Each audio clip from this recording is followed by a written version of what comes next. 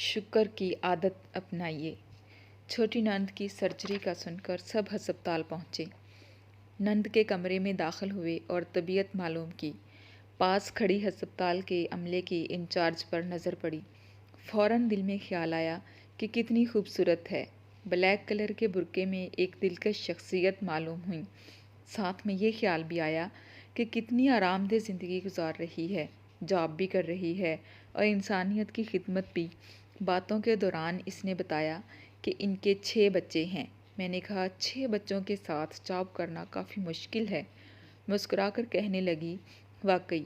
फिर कहने लगी, इस कमरे से आधा मेरा कमरा है।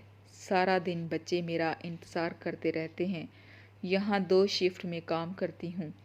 पास बैठी मेरी सास अम्मी ने कहा कि फिर बच्चे आपके शौहर देखते हैं?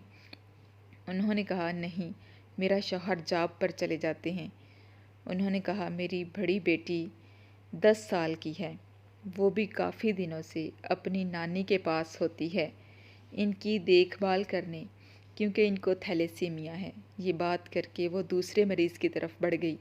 मैं सोचने लगी कि कोई ना कोई परेशानी हर किसी को है, भले हमें दूसरा कितना ही मज़े में लगे। अगर इंसान दुनिया में अपने से नीचे नीचे वाले को देखे तो वो अपनी हालत पर शुक्र करने वाला बन जाए।